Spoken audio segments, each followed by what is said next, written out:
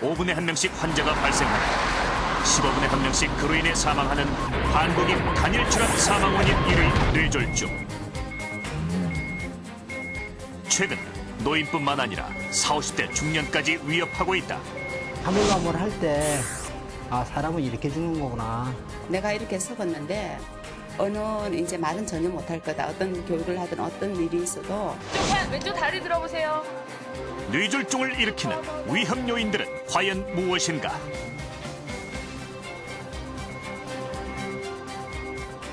사오십 대를 노리는 중년 뇌졸중의 발생 원인과 그 예방법에 대해 자세히 알아본다.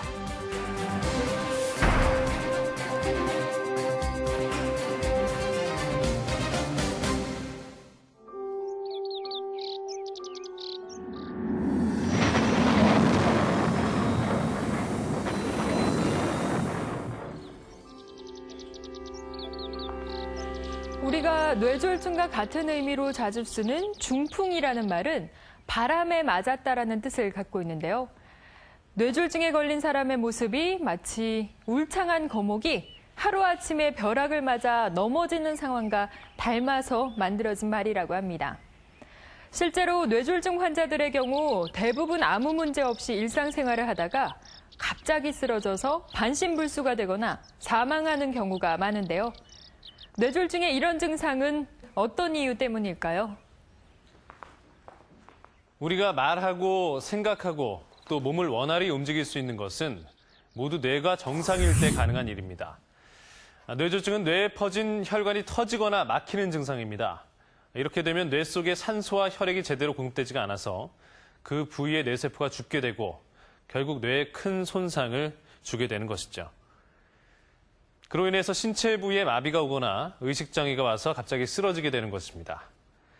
1980년대까지만 해도 뇌졸중으로 쓰러졌다고 하면 보통 노인 환자들을 떠올리기가 쉬웠는데요.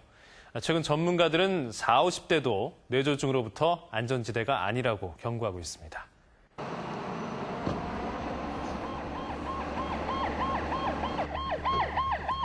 지난 5월 16일 밤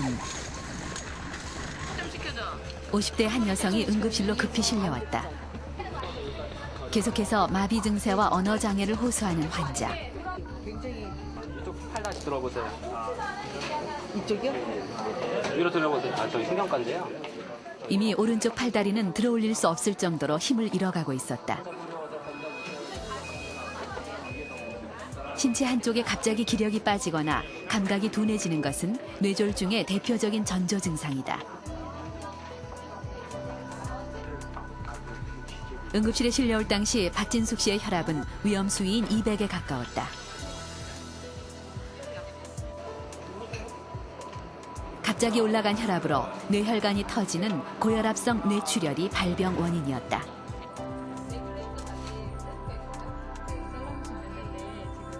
빠른 대처로 과다한 출혈은 막았지만 발생 부위가 위험해 자칫 생명까지 위태로울 수 있는 상황이었다.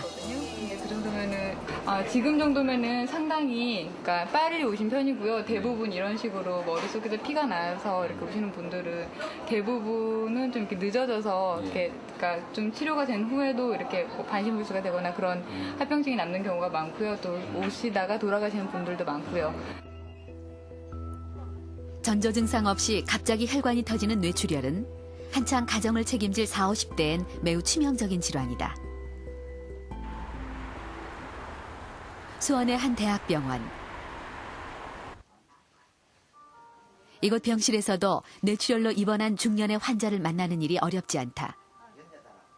올해 58세인 안영숙 씨는 지난 3일 극심한 두통과 함께 구토 증세를 일으켜 응급실로 실려왔다. 원인은 뇌동맥류 파열로 인한 뇌출혈. 그녀 역시 50대에 뇌출혈이 오리라고는 전혀 예상치 못했다. 또 아마 추가 치료가 또 필요할 수도 있거든요. 그거는 보고 말씀드릴게요. 뭐 그냥 머리가 아프다 뿐이지 뭐 별로 뭐 이렇게 쓰러지리라는 건 상상도 못했죠. 평소에 조금 그 당시에 제가 좀 한 1년 동안 운동도 했고 이랬으니까 뭐 많이 피곤한 날은 운동 안 가고 안 그런 날은 운동을 가고 이랬으니까 뭐 이래 쓰러지리라고는 생각도 못 했어요.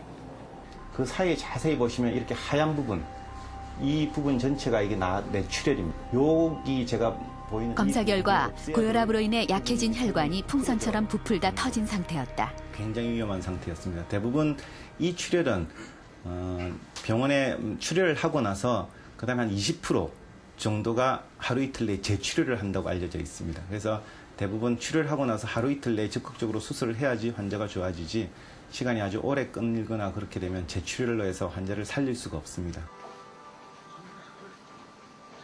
60도 되기 전에 생이별을 할 뻔한 부부. 이번 일로 부부는 서로의 소중함을 더욱 크게 깨닫게 됐다. 최근 뇌졸중 발병 패턴을 살펴보면 안영숙 씨와 같은 40, 50대 환자가 점점 늘어나는 추세다. 실제로 이 대학병원에서 최근 5년간 뇌출혈 수술을 받은 환자 수를 살펴보면 절반 이상이 40, 50대일 정도로 그 수가 많다. 또한 뇌경색의 경우도 40, 50대 환자 수는 매년 빠르게 증가해 5년 사이 10,000명이 넘는 새로운 환자가 발생했다.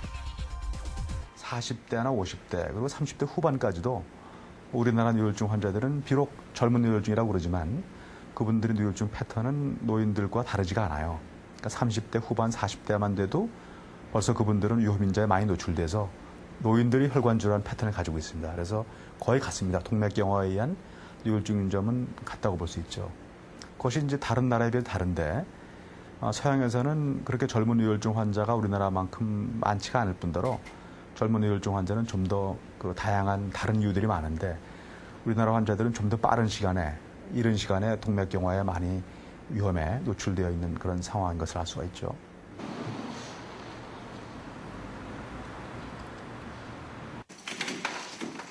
올해 53살의 박병순 씨.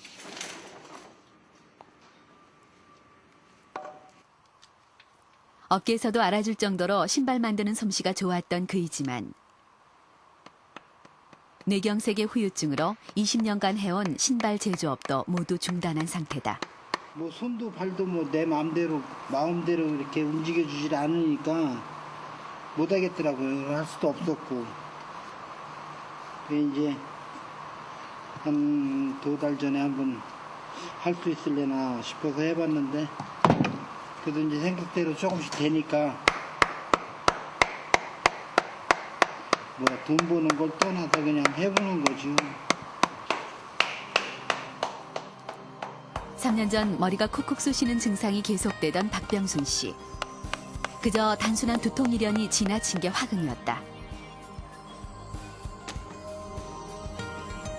며칠 뒤 오른쪽 팔과 다리에 감각이 무뎌지고 힘이 급격히 빠지더니 마비 증세가 찾아왔다. 공중에서 북문 걷는 것 같은 기분,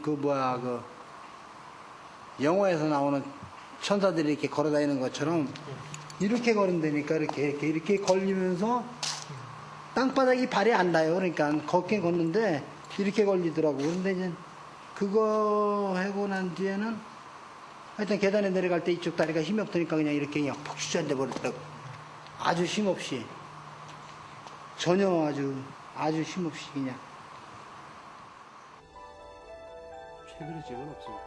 검사 결과 박병순 씨는 왼쪽 뇌교 부위로 올라오는 혈관이 매우 좁아져 말도 어둔해지고 오른쪽 팔다리에 마비가 심하게 온 상태였다. 우측 상하지 마비 소변이 있었습니다. 조금만 늦었으면 아마 제 생각 같아는 양쪽 마비가 왔고 그다음에 말도 전혀 못하고 그 상황에서 지속될 수 있고 더 나쁜 것은 이제 뇌교라는 부위가 고장이 나면 환자는 비교적 정신은 깨어 있습니다.